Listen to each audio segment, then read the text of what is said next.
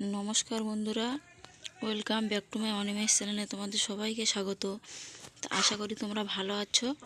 তো দেখো বন্ধুরা, আজকে আমাদের বাগানের মাঠের দেখো কচু শাক কত মোটা মোটা হয়েছে, জলের কচু। তো দেখো আজকে কচু শাক রান্না করে দেখাবো তোমাদের। দেখো কচু শাক আর চিংড়ি মাছ। দেখো এই যে চিংড়ি মাছটা সেই দাদাভাই নদী থেকে ধরে আনে, তো আমি সাঁতাল দিয়ে রেখেছিলাম, আর কটা মাছ পেয়েছিল সাদা মাছ, ওই যে। আর এই চিংড়ি মাছ দিয়ে আমি কচু শাক রান্না করে দেখাবো। এই যে কচু শাকের জন্য আমি দুটো পেঁয়াজ কেটে নিয়েছি, আর দুটো রসুন, আর 5-6টা লঙ্কা কেটে নিয়েছি। এই যে আমি কচু শাকটা ধুয়ে রেখেছিলাম, তো কচু শাকটা ধোয়ার পরে এই যে কেটে নিয়েছি, না কাটার পরে ধুলে সেই জলটা কচু শাকের ভিতরে ঢুকে যায়, ওই জন্য আমি আগে ধুয়ে নিয়েছিলাম, তারপরে কেটে নিয়েছি। আর দেখো কতটা আয়রন, আমার হাত পুরো কালো হয়ে গেছে। এই যে আমি কেটে নিয়েছি সব। এবার আমি কচু শাকটা তেলের উপরে দেবো। তো দেখো এই কচু শাকে প্রচুর জল বেরোয়, আমি কোনো এক ফোঁটাও জল ব্যবহার করব না। তো কতটা জল বেরোয় তো দেখুন। এই যে তেলটা দেওয়া হয়ে গেছে, গরম হয়ে গেছে। এবার আমি দুটো শুকনো লঙ্কা ছেড়ে দেবো।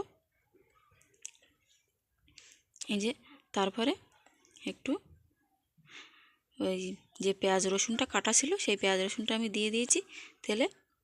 নাড়িয়ে চাড়িয়ে একটু লবণ একটু হলুদ দিয়ে দেবো।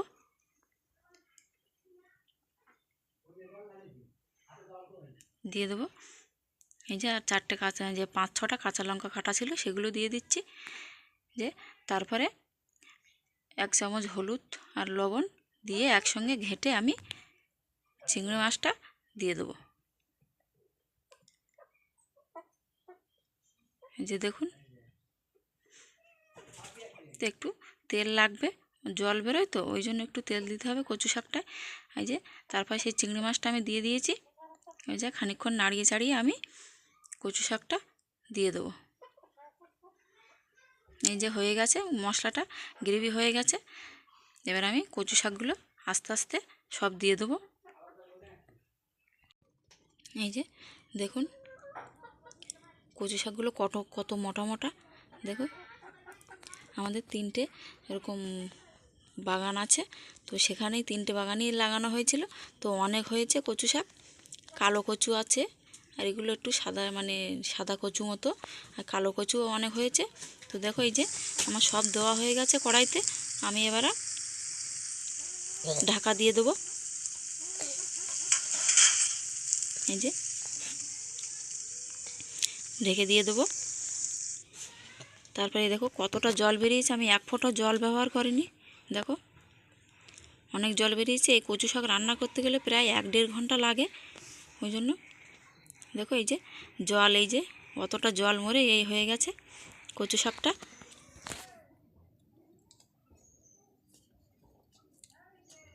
এই যে তারপর দেখুন কচু শাকটা আমার হয়ে গেছে। এবার আমি কচু শাকটা নামিয়ে নেব। তো দেখুন এই যে দেখুন আমি একটা গামলিতে নামিয়ে নিয়েছি কচু শাকটা।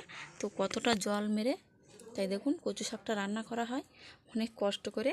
তো 1-1.5 ঘন্টা প্রায় এরকম বসে থাকতে হয়। আবার মাঝে মাঝে এদিক ওদিক যায়, এসে আবার ঘেঁটে দিই তরকারিটা। তো দেখো, আর অবশ্যই ভালো লাগলে লাইক, শেয়ার, কমেন্ট, সাবস্ক্রাইব করবে বন্ধুরা। আর দেখা হবে পরের ভিডিও। তো রাখছি বন্ধুরা, ভালো থাকবে। আবার একটা নতুন ভিডিও নিয়ে আসছি বন্ধুরা, ভালো থাকবে। Tata, bye bye.